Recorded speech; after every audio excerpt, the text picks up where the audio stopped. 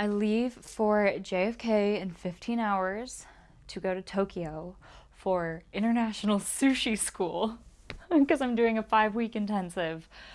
And I'm about 75% packed, so you guys are going to help me basically finish packing. I decided that I want to go to international sushi school back in, I think, April of 2025. I looked at my finances and I was like, okay, I need $10,000.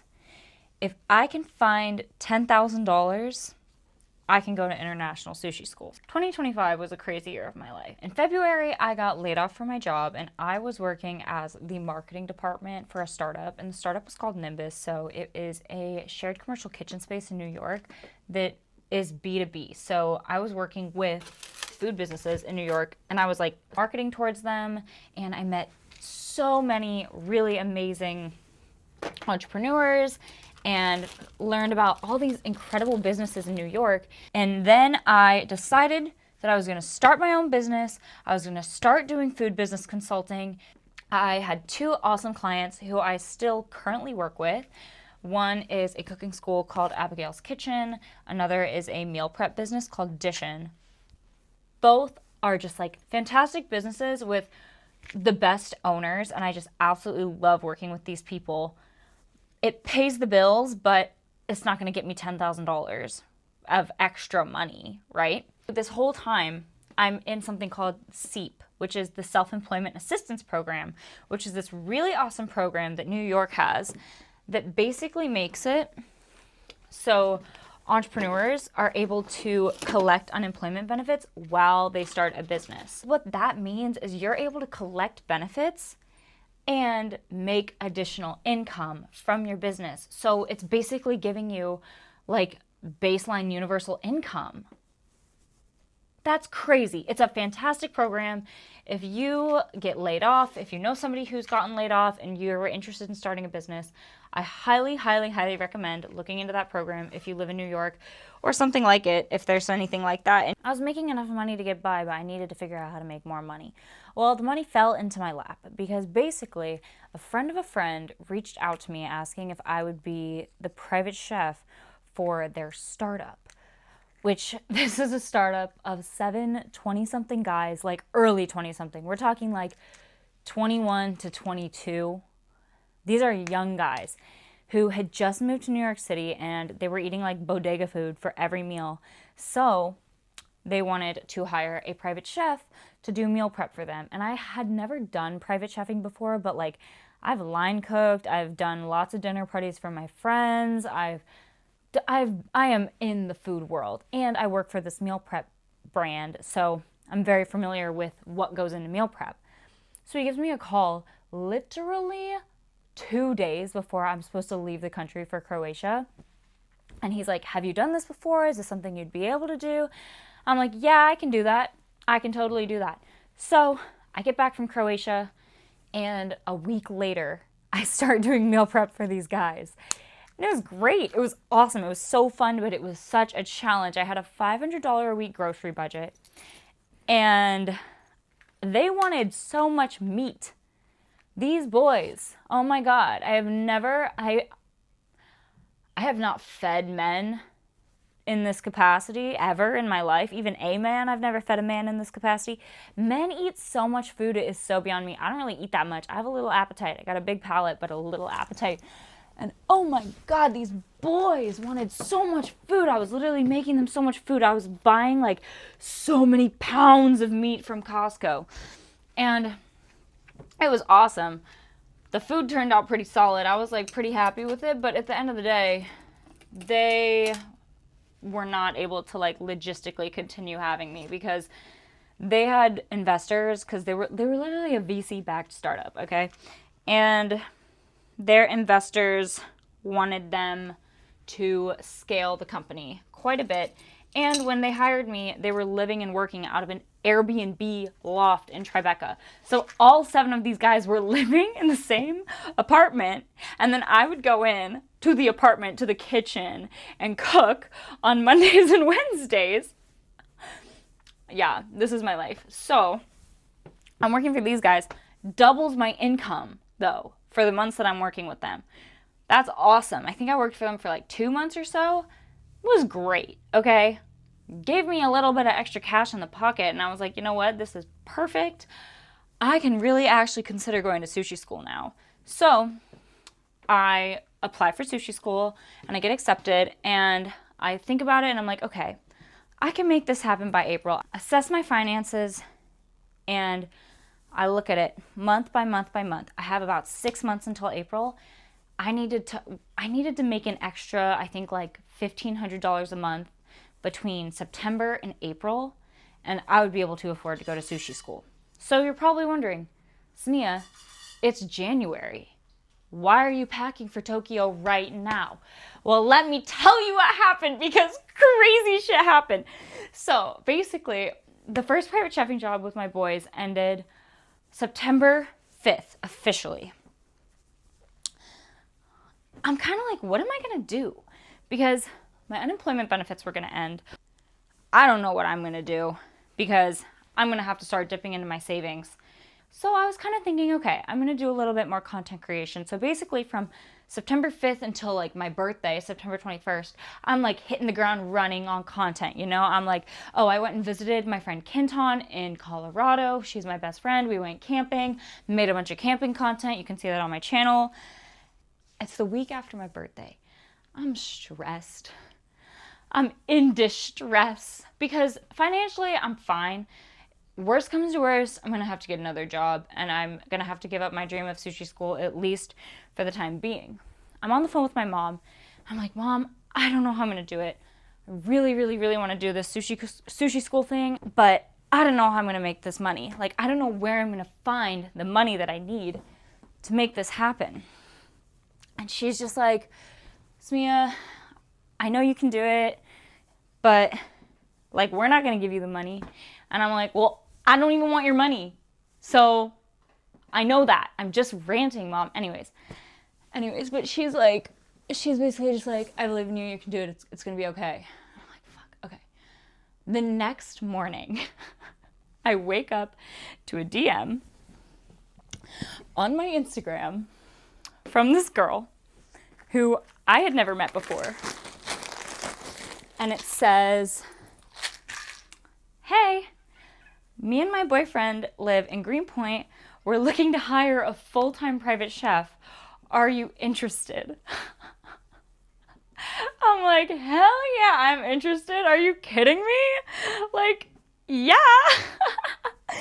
So then I get back to her right away. We get on a call, literally I wake up to this message, get on a call, like get out of bed, get on a call 10 minutes later. Okay, so they talk me through the details.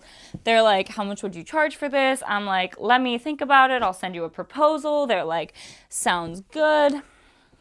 And so I start doing my research and I come up with a pretty reasonable number. And still, in retrospect, the number that I pitched them was very in line with market rate. I quoted them $2,800 a week. This is for 3 meals a day, 5 days a week, like high quality, high quality. Literally sourcing the best ingredients in New York. So that's like the best ingredients in the world. And yeah, 3 meals a day, 5 days a week. Basically working like 60-hour weeks because there's so much planning and grocery shopping and cleaning and oh my God, private chefing. It is the hardest job in the world. It is the hardest job I have ever done, but I love it. I love it, but it is the hardest job I've ever done. Send them a quote. They send me a counteroffer. I agree. I had 2 clients, a girl and the boy. So when I reference them, there's the girl, the boy, and then on day 2, the brother moved in. So then it was the girl, the boy, and the brother, and they like gave me additional compensation to cover the brother as well.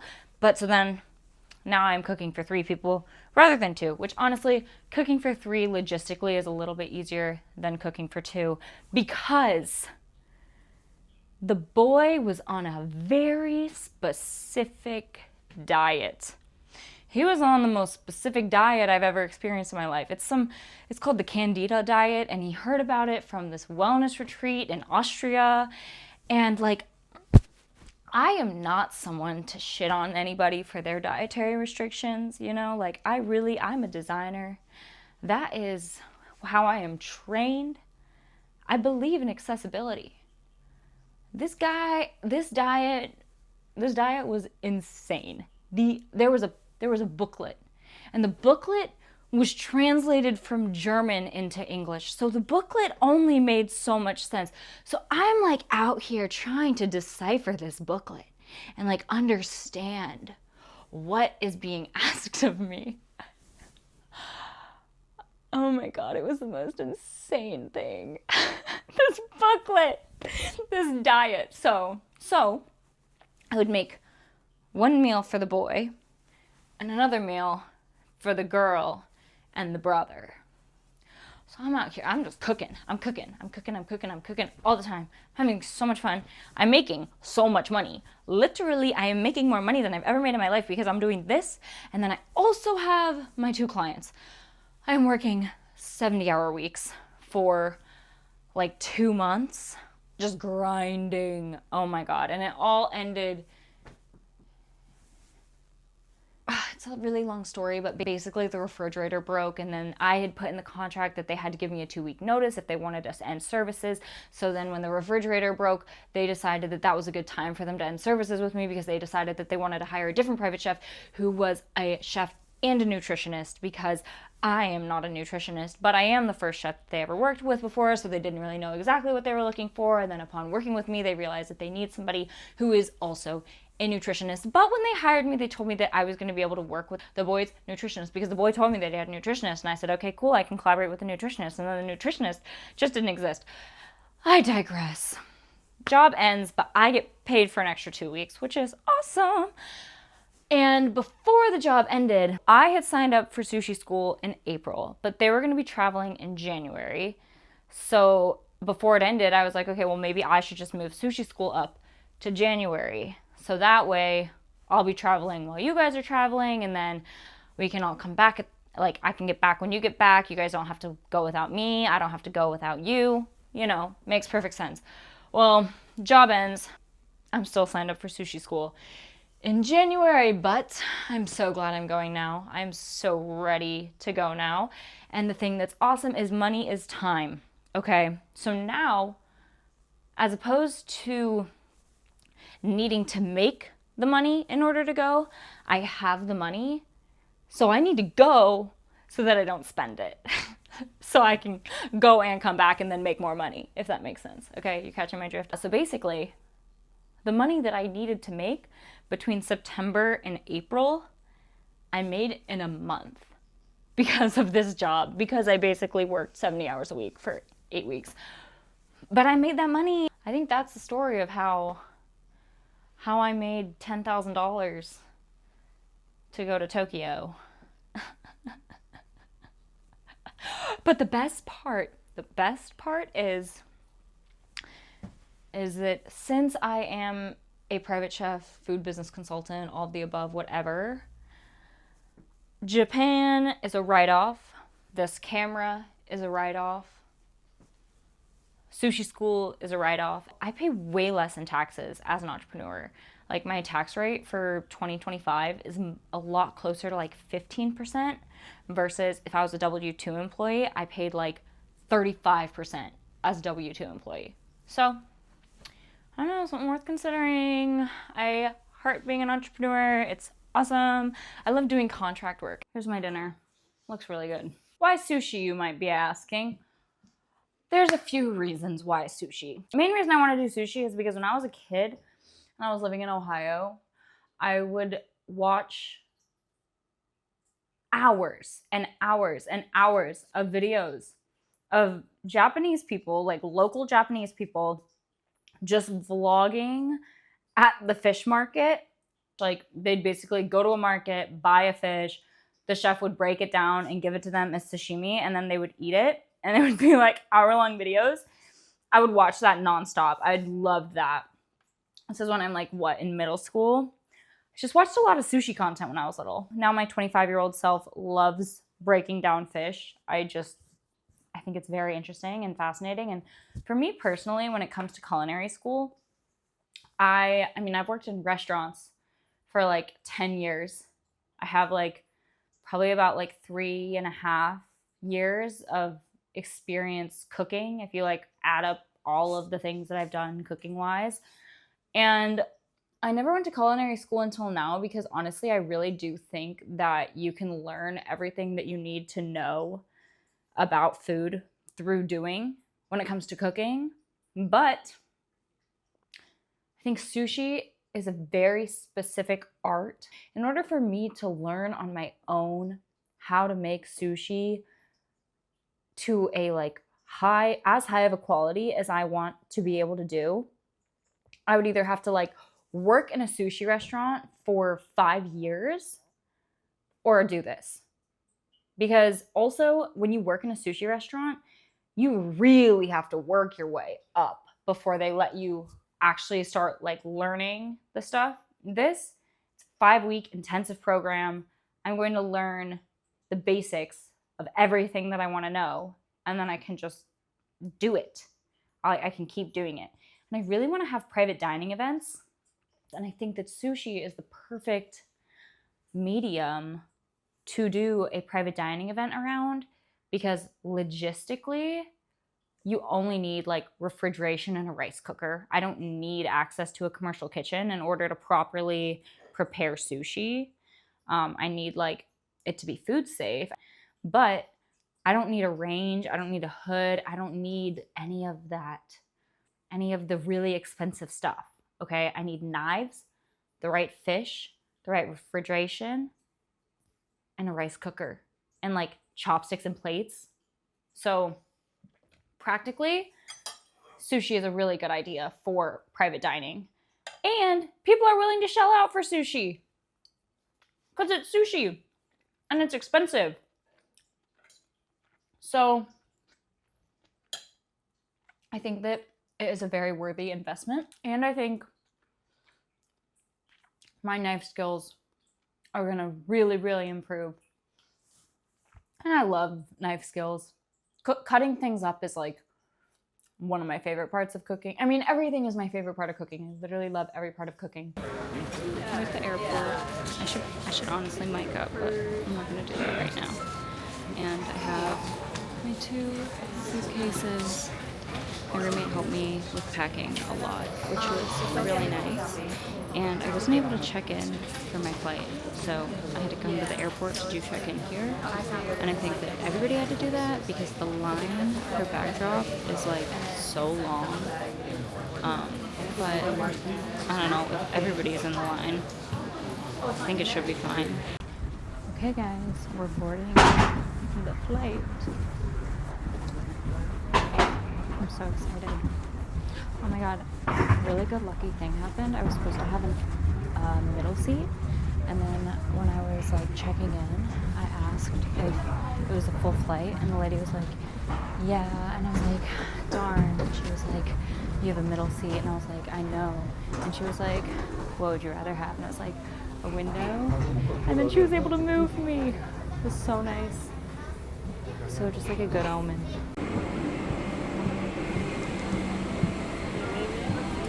You have one passport. Hello. I'm right here. Yeah. We're here. Sick. This is great. Oh my god, what a relief. I only will have one person next to me.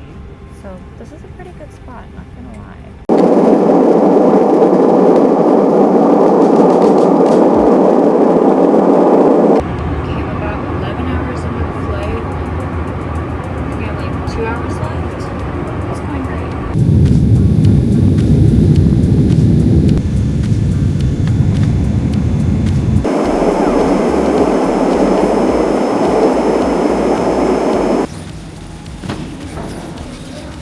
Airport right now. It is currently like 7:40 a.m. My flight landed at 4:30 and I'm not able to get my keys until 9, so I have just been waiting at the airport. But it was actually so ideal because I had some work that I had to finish for one of my clients, and I was able to get it all done and get on a call with him and get it all approved and scheduled. So now I'm like really chilling and I'm feeling great, and I think it's a good time for me to start going to get my keys. So I posted my taxi with this app called Go. There's a flat rate that came out to like about $55, which I feel like isn't that bad. That's basically how much it takes for me to get to JFK. So that's gonna be here any minute, and then I'm gonna go get my keys.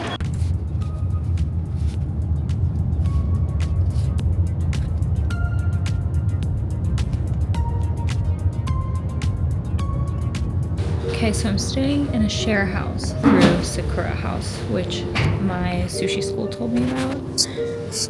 And so I had to come to this lobby to do my check-in. I cannot believe that I'm here right now.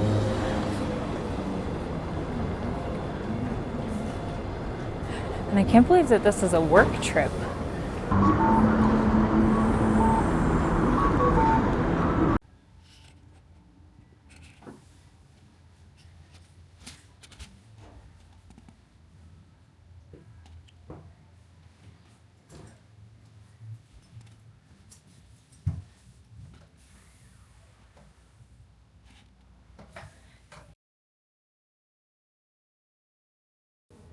I am so tired. I am unbelievably tired. But I need to unpack. And I can't go to sleep because we're gonna I don't want to unpack be jet it. lagged. We're gonna time lapse it. Ready, set, go.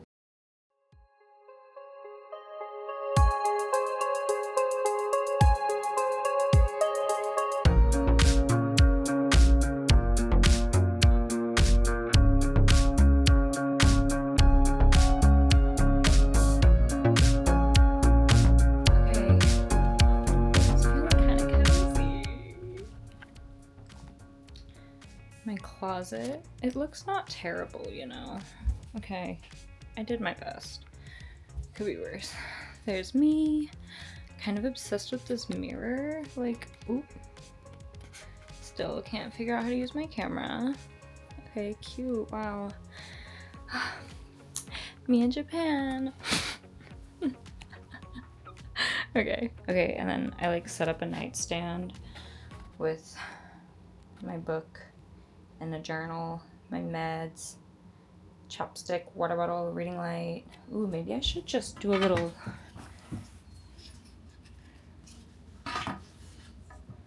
that action. Boom. Night light. Wow, that was a really good thing to bring. Okay, guys. I think that's it for this vlog. I guess I took you on most of the journey. I tried to vlog.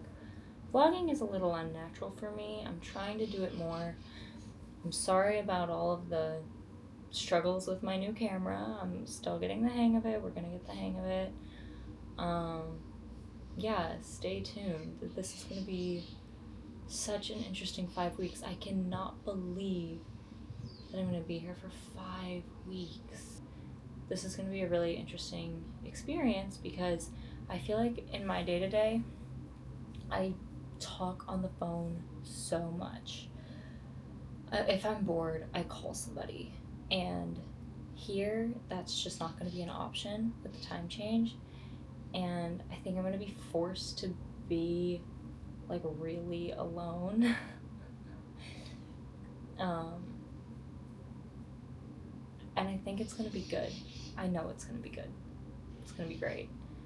I will be sad, but I will not always be sad. And I can really do anything.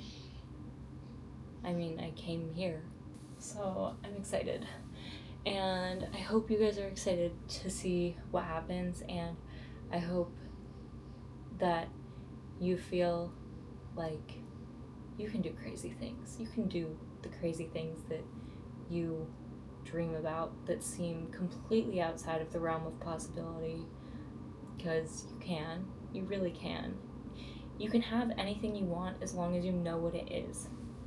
That is my mantra. And so, yeah, this is what I wanted.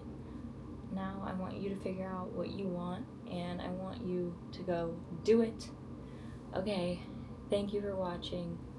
Subscribe if you'd like. I would love it if you did.